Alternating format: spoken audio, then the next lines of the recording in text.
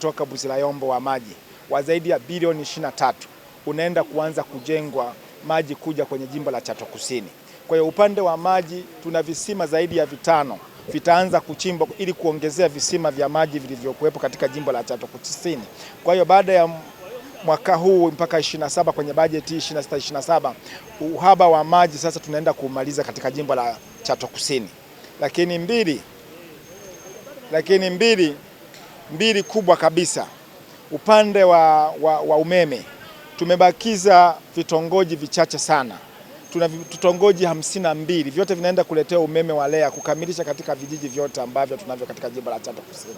Lakini upande wa miundombinu, mimi mbunge wao mtoto wa mama ntilie nimenunua mitambo kwa ajili ya kujenga barabara.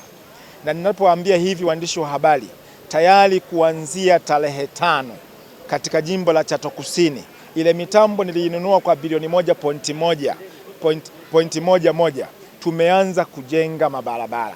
Kwa hiyo ukienda leo Bwanga utakuta mabarabara yanachongwa na yanajengwa kwa kiwango cha lami.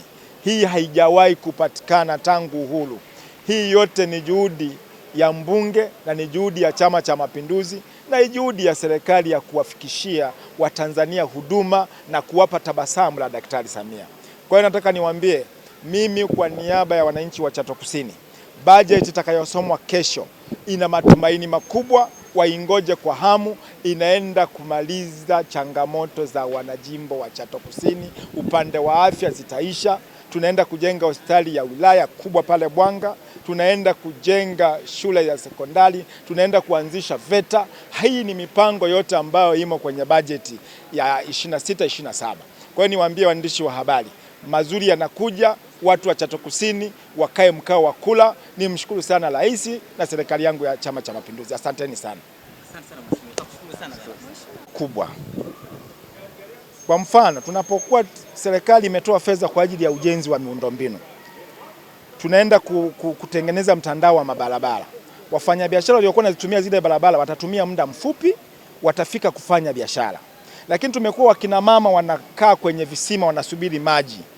Mtu anaamka kwake saa 12 mpaka saa 4 hajaleta maji. Wanatengeneza ugomvi na ndoa zao zinakuwa na mgogoro. Leo wanakuja kupata mradi mkubwa wa bilioni 22 ambao unaletwa na serikali unaopita kwenye bajeti hii. Kwa hiyo changamoto zinaenda kutataruka. Hayo ni manufaa makubwa wanaoenda kupata wananchi. Lakini tumekuwa na changamoto upande wa elimu, upungufu wa madarasa. Tunaenda kuongeza vyumba vya madarasa. Kwa hiyo hii ni manufaa makubwa kwa wananchi wangu. Upande wa afya, tunaenda kujenga hospitali ya wilaya kubwa ambayo itakuwa na manufaa makubwa kwenye jimbo la Chato Kusini. Haya ndio manufaa makubwa wanayoenda kupata wananchi. Asante mwandishi wa habari.